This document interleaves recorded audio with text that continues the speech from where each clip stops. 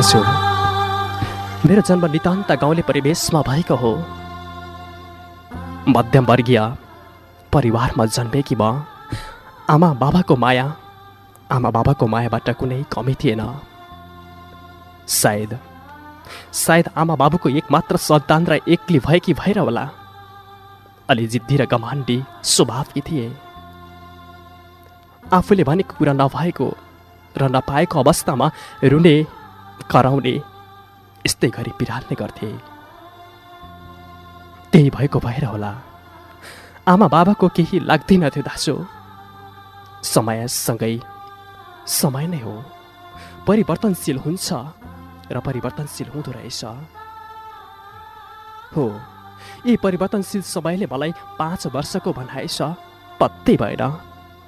अनि मलाई बाबाले घर नजिकैको विद्यालयमा भर्ना गरिदिनु भयो, जहाँ मेरो बाबा आफै प्रधानाध्यापक हुनुहुन्थ्यो। विद्यालयको वातावरण राम्रै भएकाले होला सम्पूर्ण विद्यार्थी पढाइप्रति तीक्ष्ण थिए। गाउँको विद्यालय भए तापनि नमुना विद्यालयको मानिन्थ्यो त्यो विद्यालय। अन्य विद्यार्थीहरूको तुलनामा म भने अलि लगनशील र परिश्रमी थिए, जसमा परिश्रमी विद्यार्थीको रूपमा म गनिने गर्थे। त्यसैले गर्दा होला गुरुवर्गबाट पनि राम्रो माया पाइराखेको हुन्थे। अनि यसरी नै परीक्षामा प्रथम स्थान हासिल गर्दा त मेरी आमाको खुसीको सीमा नै हुँदैनथ्यो। तर दाजु, भगवानले मेरो बाबा अनि आमाको सुखी जोडीलाई कुदृष्टिले हेरेछ क्यारे। मेरी आमा म कक्षा 5 मा पुग्दा नराम्रोसँग बिरामी पर्नु भयो दाजु। आमा हिँडुल गर्न नसक्ने गरी थलिनु भयो। मेरो गाउँ दुर्गम बेगमा भएकोले धामै झाँक्री कहाँ लाने चलन थियो। मेरो बाबा शिक्षित अनि शिक्षक भए तापनि धामै झाँक्रीतर्फ झुकाव थियो। त्यसैले आमालाई धामी झाँक्रीबाट नै उपचार गराउने प्रसङ्गमा हर्षमाथ जुट्ने गर्दथ्यौ दाजु। तर 1 महिनासम्म निको नभएकोले आमालाई सदरमुकामको अस्पताल लगियो। धेरै ढिलो भएछ। आमालाई त प्यारालाइसिस भइसकेछ दाजु। आमा हिँडुल गर्न नसक्ने अवस्थामा पुग्नु भयो। तर पनि बाध्यता र व्यवस्थाले म आत्मालाई साक्षी राखेर बसिरहेको थिएँ। त्यस पछाडि यसरी नै मेरो पढाइमा पनि प्यारालाइसिस भयो। मेरो पढाइ अगाडि बढ्न सकेन। म आमाको हेरचाह गर्न थालेँ। अर्कोतर्फ घरको सम्पत्ति पनि उहाँको उपचारमा सकियो। 15औं दिन बितिसक्दा पनि आमालाई कुनै विषको 19 भएन। झन्झन आमालाई बेथाले च्याप्दै गयो। त्यसपछि आमालाई पोखराको अस्पतालमा लगियो। तर डाक्टरको अनुसार आमा अन्तिम अवस्थामा पुगिसक्नु भएको रहेछ। त्यो सुनेपछि मेरो बाबा बेहोस हुनुभएछ। तर त्यति बेला भने मलाई पहिले नै फुपूले मामाको घर लगेर छाडिदिनु भइसकेको थियो। मेरो मामा घरको हजुरबुबा बिहान बेलुका पूजा गर्नुहुन्थ्यो। म पनि हजुरबासँग पूजा गर्न थालेँ। म हरेक पल पूजा गर्दा मेरी आमाको लागि जीवन माग्थे। म भगवानलाई भन्दथे, हे भगवान मेरी आमालाई जीवन देऊ। मैले मेरी आमालाई अझै धेरै खुसी दिनुहोस्। मेरी आमालाई मैले मेरो जिन्दगीमा दुधको भार दिनुहोस्। साँच्ची नै यसरी नै मेरी आमालाई हर पल सम्झिरहेको हुनेछु।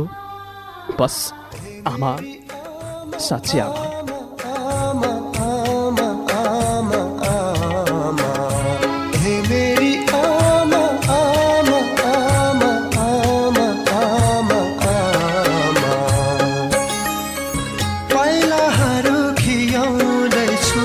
लक्ष्य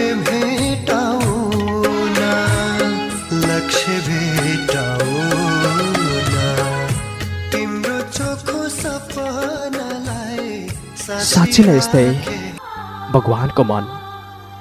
तर के गर्नु दासो, भगवानको मन साधारण मानिसको जस्तो, साँच्ची नै साधारण मानिसको जस्तै गरी चाँडै नपग्लाउँदो रहेछ। त्यसैले होला भगवान हाम्रो लागि निष्ठुरी साबित हुनुभयो। मेरी आमा अन्तिम अवस्थामा पुगेकाले आमालाई घरैमा लगिएछ। अनि हजुरबाबासँग म पनि घर फर्किँदा छु। घर फर्किँदा आमालाई तुलसीको मठमा सुताइराखिएको थियो। आँगनमा लिपिएको थियो। ओरापरा सबैजना गाउँले सबै जम्मा भएका थिए। सबैको अनुहार मलिन थियो। जताततै अँध्यारो थियो। सायद सबैले आस मारिसकेका थिए दाजु। मेरो आँखा बिस्तारै आमातर्फ पुगेको थियो। आमाको शरीरमा केवल हाड र छाला मात्र बाँकी थियो। पहिला त्यस्तै बही र राम्री मेरी आमा, जे लगाए पनि असाध्यै सुहाउने जिउडाल अब उड्न लागेको शिवालीको बुवा जस्तै हुन पुगेको थियो दाजु। आमाको साँच्ची नै आमाले मलाई केही भन्न खोज्दै हुनुहुन्थ्यो। आमाले मलाई केही भन्न खोज्दै हुनुहुन्थ्यो। तर विडम्बना, आमा बोल्न खोज्दै हुनुहुन्थ्यो, तर उहाँको आवाज निस्कन सकिरहेको थिएन। गाउँका एक बुढा बाजे मेरी आमालाई नारी छाम्दै गहभरि आँसु पार्दै मेरो बाबा भन्ने मूर्छित अवस्थामा हुनुहुन्थ्यो। बिचारा मेरो बाबा दुप्लाएर लौरी जस्तै हुनुभएको रहेछ। म आमाको नजिकै गएर आमालाई बोलाउन थाले। आमा केही भन्न खोज्दै हुनुहुन्थ्यो, तर केही बोली फुट्न सकेको थिएन। मेरो बाबा अनि होसमा आउनु भएछ। अचानक मेरो बाबा होसमा आउनु भएछ। म बाबासँग रुन थाले दाजु। साँच्ची नै म बाबासँग डाको छोडेर रुन थाले दाजु। मलाई भन्दै हुनुहुन्थ्यो, हो मलाई भन्दै हुनुहुन्थ्यो, नानु नरौ, तिमी नरौ नानु। आमालाई केही भएको छैन। आमालाई केही पनि हुँदैन, किनकि बस्छु नि नानु तिम्रो। म छु नानु, साँच्चै सुनि त म छु तिम्रो। नरौ, पर्दैन रुनलाई। म तिम्री आमालाई जसरी भए पनि निको बनाउँछु। म जसरी भए पनि तिम्रो आमालाई तिम्रो आमा भन्ने सम्म बनाउँछु। बस यस्ता शब्दहरूले मलाई मेरो बाबाले आश्वासन दिइरहनु भएको थियो। तर पनि बाबाले मलाई यस्तै भनिरहनु भएको थियो। यी शब्द प्रस्फुटित भए तापनि मेरो आँखाबाट भन्दापट्टि आँसु बाबाको आँखाबाट बगिरहेको थियो। त्यति बेला मेरी आमाको मुखबाट फिस आउन थालेछ र आमाले हामीलाई यस संसारबाट सदाको लागि कहिले नफर्कने बासमा, कहिले नफर्कने शर्तमा यस संसारबाट छाडेर सदाको लागि बिदा भइसक्नु भएको रहेछ। साँच्ची नै दाजु, हो यो संसारबाट हामीलाई सदाको लागि बिदा भएर हामीलाई कहिले नभेट्ने शर्तमा यो दुनियाँबाट धेरै टाढा पुगिसक्नु भएको रहेछ दाजु। मेरो बाबा, हजुरबाबा, आमा, फुपूहरू कोहीको पनि आँखामा आँसु, साँच्ची नै कोहीको पनि आँसु विहीन थिएन र बनोस् पनि कसरी। त्यसपछि कोही बाँस काट्न गए, कोही कतै मलाई भने नुहाउनतिर, खोलाको तीरतिर लगियो। समय धेरै बितिसकेको थियो। हिजोको अवस्था जस्तै भएको छ मनमा। कुरा खेलाउँदा जति बेला पनि म आमालाई मात्रै सम्झिरहन्थे र भन्ने गर्थे, मेरी आमा तपाईँ कति अभागी हुनुहुँदो रहेछ अघि। आफ्नो सन्तानबाट सहारा नपाई कहाँ कहाँ छोडेर जानुपर्ने। म कति अभागी रहेछु अघि। म हरेक रात जुनमा हेर्दथे, म जुनसँग कुरा गर्दथे, साँच्ची नै म जुनसँग नै कुरा गर्थे। वास्तवमा भगवान कति निष्ठुरी हुनुहुँदो रहेछ अघि। भगवानले राम्रो व्यक्तिलाई वैश्यमा नै टिपेर लान्छन् भन्थे। त्यसैले दाजु, ईश्वरको प्यारहरू यस्तै बन्द रहेछन्। त्यसरी नै समय बित्दै गएछ दाजु। समयको अन्तरालपछि आमाको निधानमा केही बाबा प्राय आमाको सम्झनामा, हे आमा तपाईँ कति अभागी हुनुहुँदो रहेछ अघि। हो, तपाईँलाई मैले जिन्दगीमा केही गर्न नसके तापनि बस तपाईँको दुधको भारा त तिर्न सक्थेँ। मलाई त्यतिसम्म पनि बाँचेर तपाईँले हेर्न चाहनु भएन। ठिकै छ दैवतालाई। हे भगवान, मलाई किन यस्तो लीला गराइदिएस्। मैले जिन्दगीमा कतिन्जेलसम्म रुहाउँछस्, तर पनि केही छैन। जतिसम्म रुहाउँछस् म रुन तयार छु। हो, आज जस्तो अवस्थामा मेरी आमा जहाँ हुनुहुन्छ, कुन ठाउँबाट निहालेर हेरिरहनु भएको छ अदृश्य रूपमा, जे जस्तो भए तापनि म तपाईँको लागि यस्तो सम्म गर्थेँ कि आमा तपाईँ जन्मनु, फेरि पनि मेरी आमा भएर आमा 10 धारा दुधको अमूल्य माया दिनेछु। बस अमूल्य दुधको माया दिनेछु। ए आमा देखाइदियो हामीलाई संसार।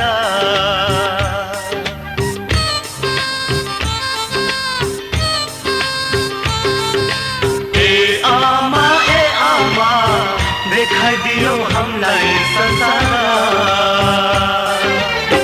तिमी बाहेक दुनियाँमा हाम्रो पोछारा।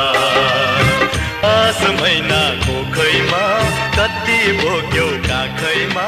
10 महिनाको खैमा तर के गर्नु। त्यसपछि अनि बाबाको साथी दिन प्रतिदिन नसामा रूपान्तरण हुन पुग्यो। बाबाको घरमा बासै हुँदैन थियो दाजु। बाबा हजारौँ चोट भुलाउने विकल्पको रूपमा नसाको सहारा लिन पुग्नु भएछ, जसमा जाँड रक्सी जुवा तास बाबाको दिनचर्या भई सकेको थिए। म बाबालाई सम्झाउने गर्थेँ, तर बाबा मान्नु हुँदैन थियो।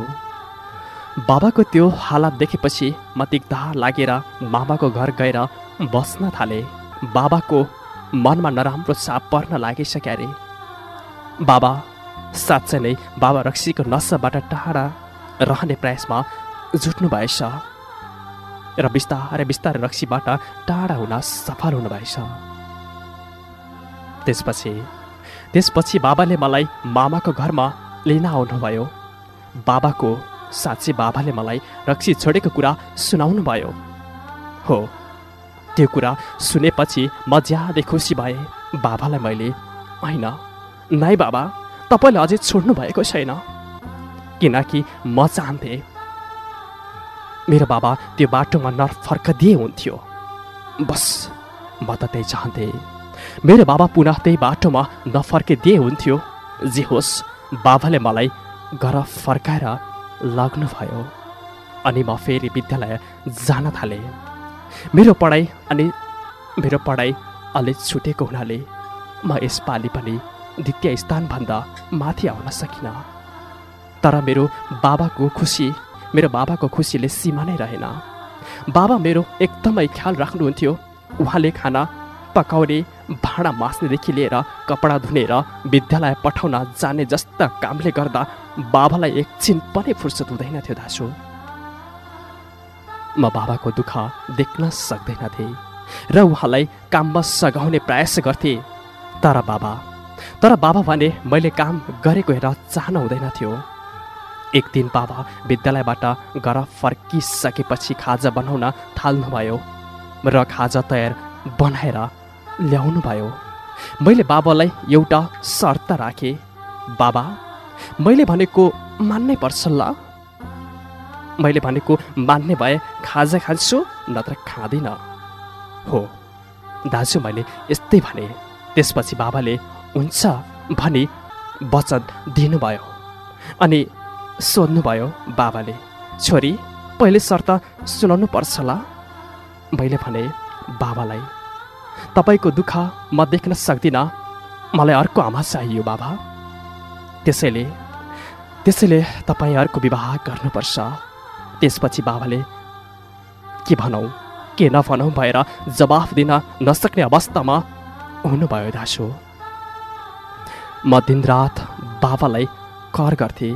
त्यो कुरा ममा मात्र सीमित रहेन, अन्य इष्टमित्रहरूसँग पहल भयो। सबैको सल्लाह पाएपछि बाबा बिहे गर्न राजी हुनुभयो। यानि कि अर्को आमा ल्याउनु भने प्रस्ताव स्वीकार गर्न तयार हुनुभयो। बाबाले त्यसपछि विवाह गर्नुभयो दाजु। समयसँगै मेरो जीवनमा आँसु पछिको हाँसो छायो। साँच्ची नै दाजु, मेरी नयाँ आमा एकदमै राम्री अनि सुभाषिली हुनुहुन्थ्यो। बिहानै उठ्ने, काम गर्ने, बाबालाई सघाउने, जसले गर्दा बाबालाई धेरै सजिलो भएको थियो। दाजु भन्ने गर्छ नि, सौतनी आमा शत्रु समान हुन्छन् अरे। तर विडम्बना, त्यो मैले सोचेमा मलाई पापसम्म, किनकि पाप लाग्ने अवस्थामा म पुग्थेँ। सायद साँच्ची नै दाजु यस्तो पनि दिन आउँदो रहेछ, एक देवता पनि हुँदा रहेछन् जसमा अहिलेको मेरी आमा पर्नुहुन्छ। उहाँको हरेक काम अनि चालमा म मेरी आमालाई देख्ने गर्दथे। लाग्दथ्यो भगवानले मलाई मेरी आमा फिर्ता दिए जस्तो आभास हुन्थ्यो। मलाई जन्म दिने आमालाई भगवानले फर्काइदिनु भएछ जस्तै लाग्थ्यो। यहाँको अनुहारमा म जन्म दिने आमाको प्रतिबिम्ब पाउने गर्थेँ। मेरी सानी आमा मलाई एकदमै माया गर्नुहुन्थ्यो। एउटी शिक्षित आमा भएकीले होला म यस्तो ठान्थेँ। उहाँले मेरो पढाइमा पनि एकदमै मद्दत गर्नु भएको थियो। समयको रफ्तारसँगै अनि म पनि एसएलसी दिएर मामा घर गएँ। अनि मेरो दिन प्राय जनकसँग घुम्दै बित्न थाल्यो। कहिले बगैँचा, कहिले भन्ज्याङ, कहिले चौतारी। हाम्रो दिनचर्या यस्तै गरी बित्न थाल्यो। अब त हाम्रो परिवारमा पनि हाम्रो कुरा चल्न थाल्यो दाजु। बिस्तारै एसएलसी पछिका दिनहरूमा रिजल्ट पनि प्रकाशित भयो। म प्रथम श्रेणीमा पास भएँ। जनक पनि द्वितीय श्रेणीमा पास हुन सफल भएछन्। त्यसपछि लगत्तै हाम्रो बिहेको कुरा चल्न सुरु गर्यो। आज समय बितेको पत्तै भएन। म पनि 25 वसन्त चुम्न पुगेछु। समय नै हो, परिवर्तनशील हुँदो रहेछ ग्यारे। तर त्यो सत्य थियो। हो, म अहिले मेरो साथमा उहाँ नै मेरो जीवन साथी जनक हुनुहुन्छ अनि एउटा प्यारो छोरा रितेश मेरो साथमा छ। जिन्दगी जसरी पनि जिउनु पर्ने रहेछ। दिन पछिको रात, रात पछिको दिन, आखिर मृत्युको पर्खाइमा यो जीवन र जगतको सङ्घारमा जीवनलाई समय व्यतीत गरी दिनरात सङ्घर्ष गर्दै आइरहेको छु। मेरो व्यवसायको रूपमा घरमा पसल छ। अहिले मेरो जीवन साथी जनक दिनभर पसलमा व्यस्त हुनुहुन्छ। भने घरैसी काममा व्यस्त हुन्छु। आज कता कता आभास हुन्छ भन्ने गर्छन् नि, सौतनी आमाले सौतनी बानी व्यवहारमा उतार्छन् अरे। मेरी आमाको सट्टा, मलाई जन्म दिनुहुने आमाको सट्टा मेरी सानी आमा पठाइदिनु भएको रहेछ। उहाँको सहयोग हुँदैन थियो भने यो खुसियालीको जीवनमा मलाई उपहार मिल्ने थिएन होला। उहाँ साँच्ची नै भगवान जस्तै हुनुहुन्छ। मेरो लागि अरू सौतनी आमा जस्तै व्यवहार गरिदिनु भएको भए म अहिले कहाँ कुन अवस्थामा हुन्थ्यो होला। खाली यिनै प्रश्नहरूले मलाई झस्किरहेको हुन्छ। त्यसैले साँच्ची नै सम्पूर्ण श्रोता, सम्पूर्ण सुस्केरा मनहरूमा म के भन्न चाहन्छु भने, त्यसैले सम्पूर्ण दोस्रा आमाहरू तपाईँहरूका लागि मेरो उदाहरण बनोस्। पूजनीय आमाहरू अझै पनि म भन्ने गर्छु, कृपया मेरी आमा जस्ती बन्नुहोस्। म यही आग्रह गर्न चाहन्छु। पत्थरको मुटु झिकी कोमल मुटु ग्रहण गर्न अनुरोध गर्दछु। अनि भन्न नपरोस् तपाईँले, साँच्ची नै तपाईँको सन्तानहरूले, आमाले यसरी नै आमा